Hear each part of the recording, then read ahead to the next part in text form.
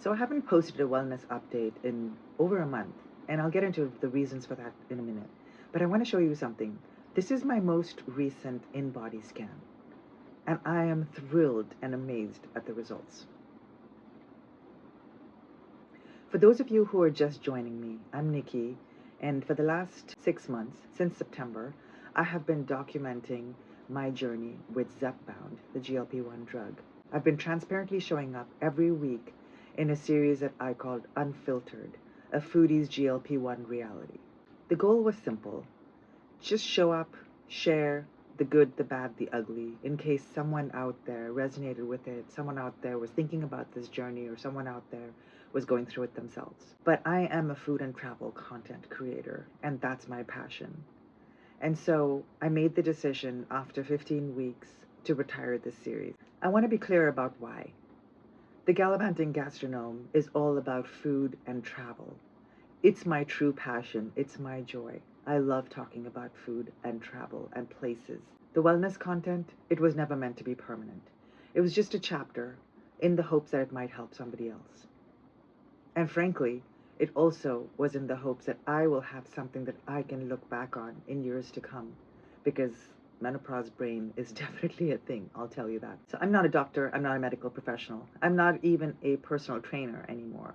I'm just someone who documented her journey with Zepbound and learned so much along the way. So after my trip to Mexico this January, I decided to retire this series and focus on the content that I love to create, which is food and travel. By the way, on that trip to Mexico, I gained weight, but I wasn't worried about it because I knew it was just vacation bloat, and it was gone within a couple of days of my return.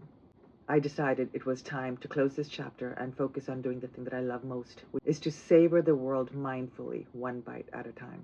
That doesn't mean I stopped caring about wellness, or frankly, it doesn't even mean that I've stopped talking about it. If you're familiar with Substack, it's kind of where I have allowed myself to talk a little bit more, because it's more long form, it's more authentic writing style, and over there I get to talk about the transformations and the learning and the messages and the lessons that I'm learning that don't quite fit into a YouTube video or an Instagram reel. And I'm finding true pleasure and joy in doing it that way. Here's where it got interesting. I may have stopped documenting, but obviously I haven't stopped being on this journey. And since January 15th to February 13th, the results have been astounding. In those 4 weeks, I lost 3.6 pounds, gained 1.1 pound of muscle, and I lost 5 pounds of fat. I am ecstatic. Yes, I lost more fat than total weight. That is body recomposition. That is muscle weighing more than fat showing up in my body. My body fat percent dropped from 21.8 to 18.2% in just 4 weeks. And this is what really gets me. This has been the most dramatic phase of transformation in my entire journey, and I haven't been documenting it, at least not publicly. So let me show you the complete picture. I started Zepbound in September of 2025. My first InBody scan was right around that time. Starting point, weight 146.2 pounds. Body fat 38 pounds. Skeletal muscle mass 59.7 pounds. And BMI 25.9, technically in the overweight category. Now, weight 128.7 pounds, and actually that was the weight of the InBody scan on Friday, February 13th. Today, Monday, February 16th, I weighed in at 127.2 pounds. Body fat 23.5 pounds, so it's gone from 26% to 18%. Skeletal muscle mass 58 pounds, and BMI 22.8, in the healthy range. That's an 84% fat to muscle loss ratio. Most people lose almost 50% of muscle mass when they're on these drugs. The fact for me was that 84% of what I lost was fat. That's what happened for me because I prioritized strength training and protein during my GLP-1 journey. So what did I learn from this whole experience? First, the scale is a big fat liar. There were weeks when I didn't lose any weight. There were weeks when I did lose weight but gained muscle and lost fat. There were weeks when the scale didn't move, but my body composition was changing dramatically. I had weeks where I gained weight but lost fat. The numbers on the scale are just one data point, and not even the most reliable one. Second, consistency beats perfection every day of the week. There were times when I didn't have a perfect plan. We went on vacation. I couldn't work out as much, but just showing up week after week after week, not beating myself up when I couldn't show up for myself, that has made all the difference. Third, and this is a really important one, strength training is non-negotiable, and more particularly so for women. Muscle loss is a really big deal as we get older, and certainly for bone density purposes as well. We really have to prioritize strength training, because if you're losing weight with or without the drug and not using a resistance training or strength training, that means you're losing muscle versus fat, because fat is a lot more stubborn to lose.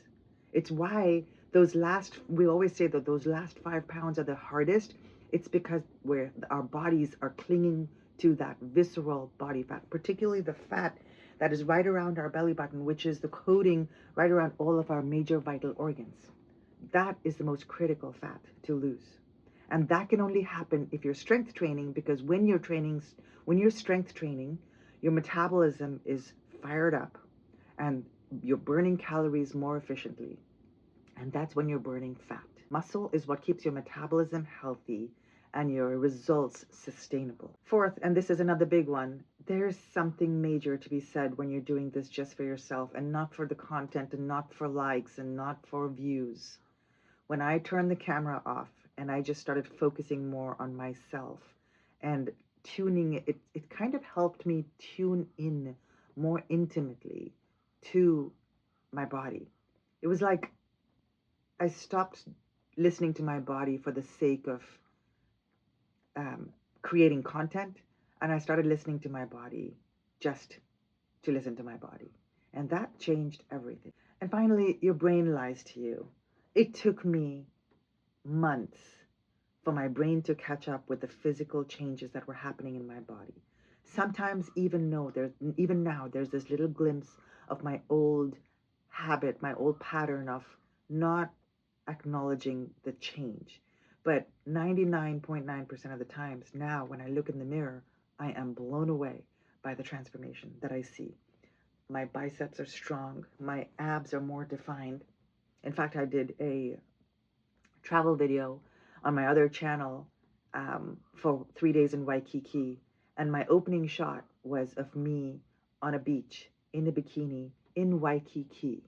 If you've been following this journey here, you know how much I struggled with the idea of being public in a bikini that showed everything. And in fact, before going to Mexico, I bought a bikini that actually had a lot of cover up.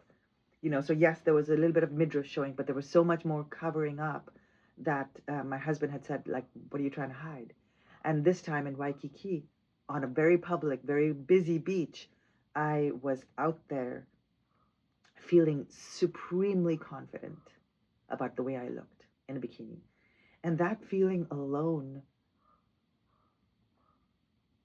is something that I will never, ever take for granted. So this is it. This is my final update in this journey. Am I still taking Zepbound? Yes. I'm sort of 2 pounds away where I know I want to be. I want to be at 125 pounds. But I'm also in a place where I'm feeling very comfortable with where I am and who I am and how I'm showing up for myself in the world. And so this week is the first week where I dropped my dose from 5 milligrams to 2.5. And I'm interested to see how this month plays out for me in these next 4 weeks, at which point I'll be talking to my doctor to perhaps taper down to maybe just once a month and ultimately maybe taper off completely. But that remains to be seen, and perhaps I will come back and share with you at that point. But for now, I think this is going to close the chapter, Foodie's experience on a GLP-1 drug. If you're interested in following along the more personal wellness aspects of my journey, that's what I've been doing now on Substack for the last many weeks. I've been a writer since I was in elementary school. So I feel like writing is more my genuine platform versus, staring into a camera. And so that's where I'm living more. And if you're interested, I would love to see you hang out with me over there. I'll drop a link to my Substack channel in the description box below. At the end of the day, I'm the Galavanting Gastronome, and that's what really lights me up, talking about food, finding these unique hidden spots in places that we visit, exploring the unexpected areas of a city or a country that are off the beaten path. And I want to do more of that. That's what I want to share. And I'd love for you to hang out with me over there. But for any one of you who followed along on this journey, even for a portion of it or for the entire thing, I'm truly grateful. Thank you so much. So that's the end of the chapter. I'll drop the link below of my playlist with all of the food and travel videos because that's where I'll be focusing my effort and time on. Until then, stay curious, stay hungry, and keep gallivanting. Thank you.